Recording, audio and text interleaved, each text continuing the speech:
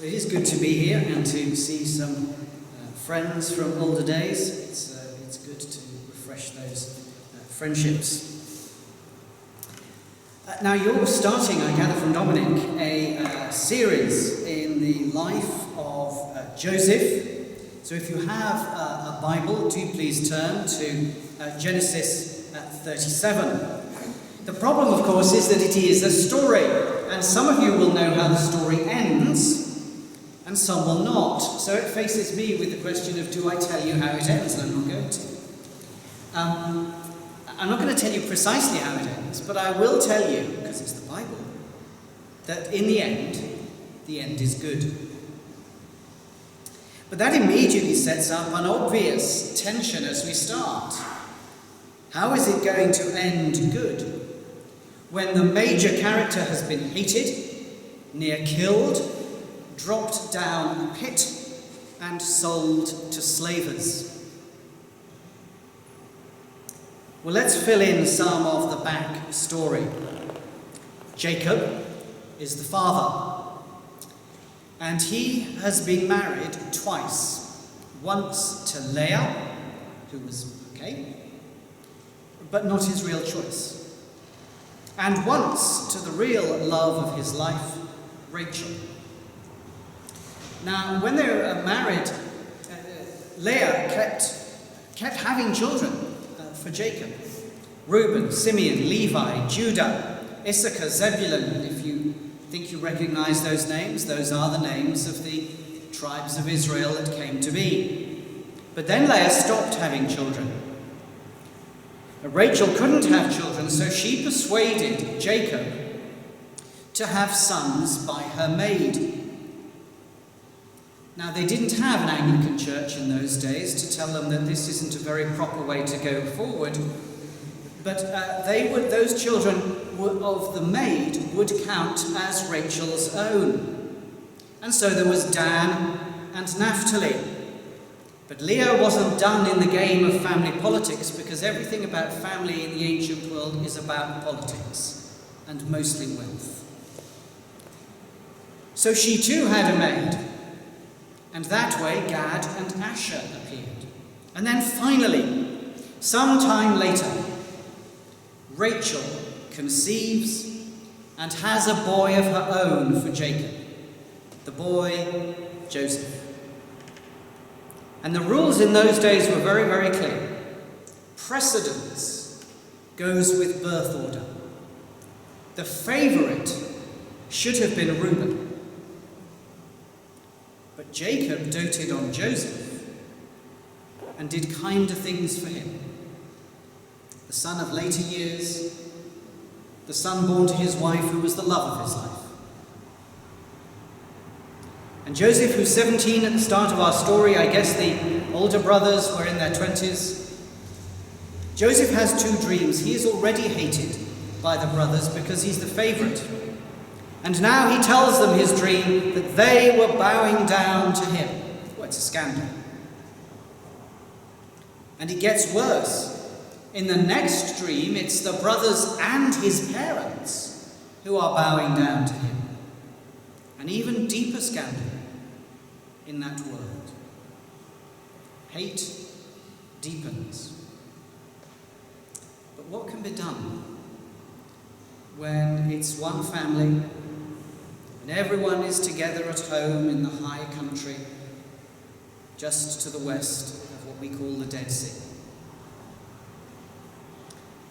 Well, one day, at his father's request, Joseph seeks out his brothers as they look after their flocks.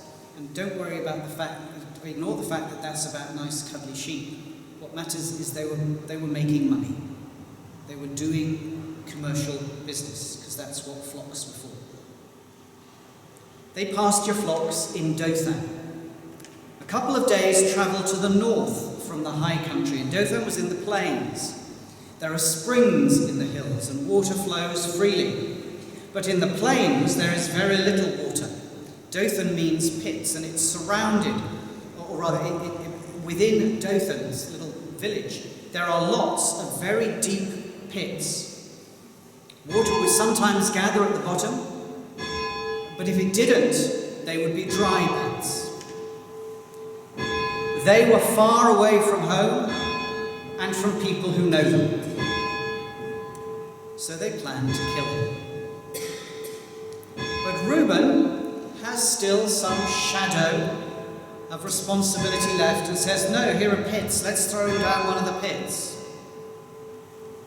And then Judah proposes instead that they sell Joseph to the slavers of Midian, a nearby country, as the slavers are passing through on the trade route. Well, if I remind you that this ends up as good in the end, you will see why it is often used as a story of how things end well, despite family dysfunction. Jacob has a favourite when he shouldn't. The brothers are filled with hate. Joseph is naive and foolish about how he's perceived. Reuben and Judah are cowards and deceivers. And there is something in that way of looking at the story, especially on Father's Day. But it does leave us with a difficulty, if that's all it is. A difficulty to which we could give the name God.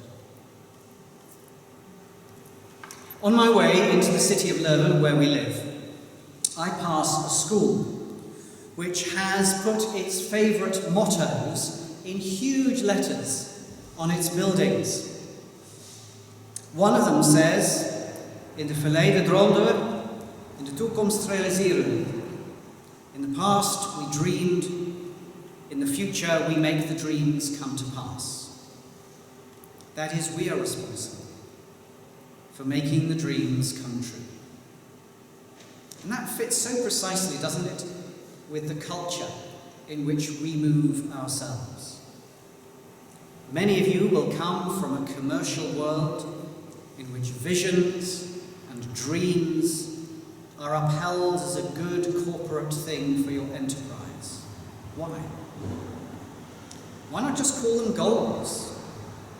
Because they are always the end point to which your enterprise is going to be driving. And that process will be driven by the humans who work in that enterprise. But a vision sounds so much more authoritative, doesn't it? It sounds like it has come down. And it is used in the commercial world precisely to make a goal that you've sensibly decided upon sound like a dream.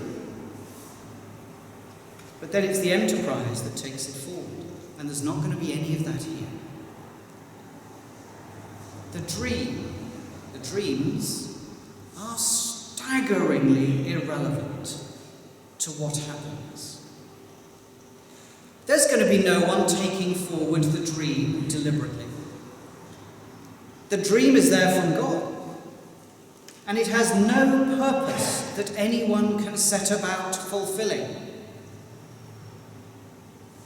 Certainly Joseph does nothing to make the dream come to pass.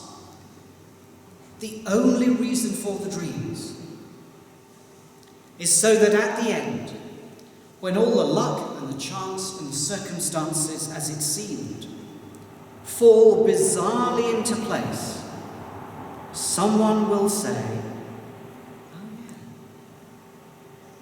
remember the dream? God must have been at work." And that's the point. Dreams, at least these kind of dreams, come from God. And it is He who will undertake the process of bringing them to pass.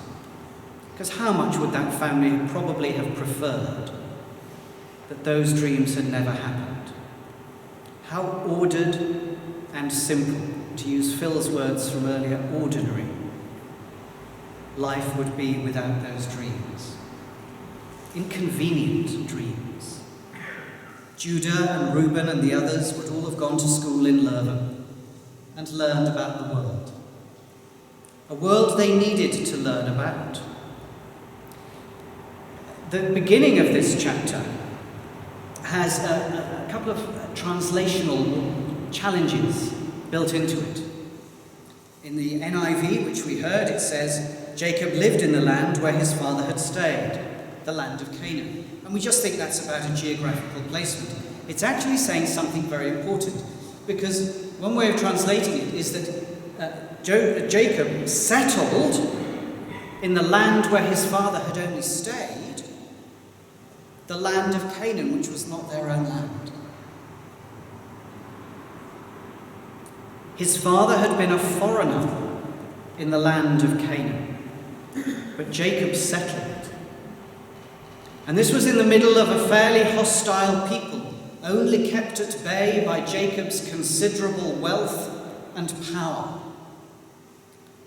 Some of you may remember the story where Jacob sends on all his property ahead of him when he meets his neighbour, his brother, of whom he's very nervous, Esau. And he divides all the flocks and the wives in two, and the family in two, and sends them off in front of him. So this was a guy with a lot of property. And so when you've got a lot of property, you need to go to school to learn questions like who's going to inherit? How are neighbour relations going to be managed? These are the ordinary things that the boys would have learned at school, as it were. And Jacob too himself had had a dream that he would settle and be blessed and produce a people. But blessings are inconvenient too. They have to be managed in the next generation.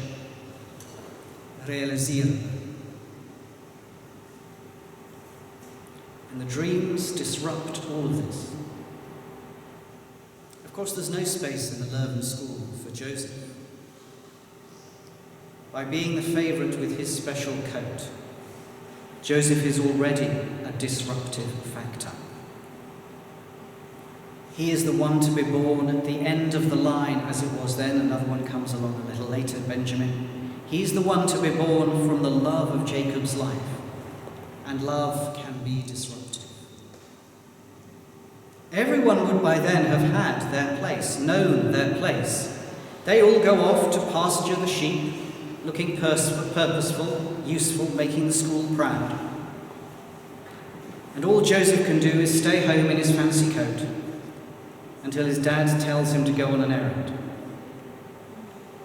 And I guess he pondered. Genesis 37 is the beginning of the story of Joseph. But it is even more the story of the dream.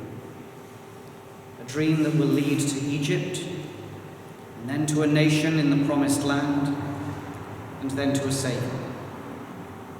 They would have preferred it. They would have known how to be if there were no dreams. But God dreams big and eternally. And God's dreams lead to a cross and a resurrection. How would that Leuven school react? How would your commercial enterprises react if you said, our dreams are big and they lie the other side of slavery in Egypt, of exile in Babylon, and the other side of a cross? This is a proper dream we're talking about today. And what do we do with it all? Because if we keep it confined within the story, and it is an amazing story of Genesis, we will say, God can bring amazing things to pass. And you might go from here thinking, well, will he do that for me? For us? We have children who don't always do what we think is best. We have teenagers who don't always follow our advice, who do things we don't always really approve of. And the truth is, you cannot predict a single thing from this story about your family life. There could be two families here facing family dysfunction, and one family's story will turn out well, one will not. Which will you be? We cannot tell. And yet there are clues. Verse 11 here says, his father kept these things in mind. Well, isn't that startlingly like another phrase, but from the New Testament that you may remember? Mary pondered these things in her heart. There is something in both stories about allowing, perhaps even embracing the disruption. When God says, I'm going to break into what is predictable. Consider Jesus telling his friends to go for a very long walk and not to have with them the features of the predictable. Common sense says, take another tunic. I'm going on a short trip tomorrow, and with my common sense I'll be thinking, have I got the right clothes in case there's a change in the weather?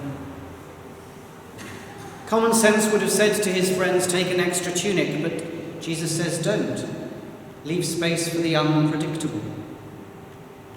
I remember a youth worker in a church where I served, saying how frustrating it was that come exam season, all the good, godly church parents said to him, thank you for having our teenagers for the year, but now real life is happening, so we'll keep them home for them to revise.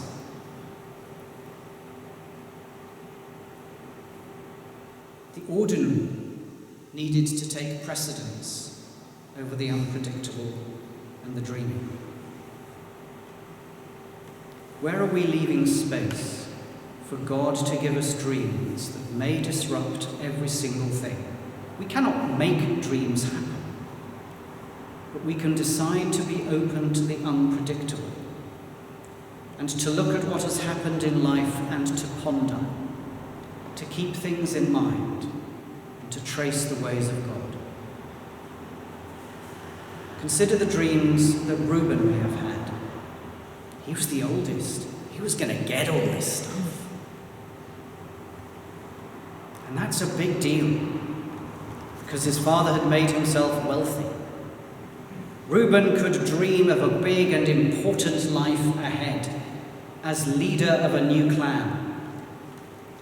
But God sends another dream that turns out to be very much bigger in the end. Reuben's inheritance won't matter. The inheritance that will matter involves the last and the least becoming the first. And it will lead to plenty in a time of famine, a time that could not have been predicted in Reuben's school lessons. And it will lead, we know, to a Saviour who will rise and grant us the good that Reuben and Jacob and Joseph could never have known about. So yes, read the story and learn the dangers of family dysfunction. But remember God. Learn the wonders of the dream that may come to you. It may be a dream, but it may also be some other sense of a disruptive God at work in your life. But lose the hope that you can control everything, because you can't, not even in family life. There may be a dreamer and a dream in your family that will lead you where you cannot yet know about. And the sender of that disruption just may be God.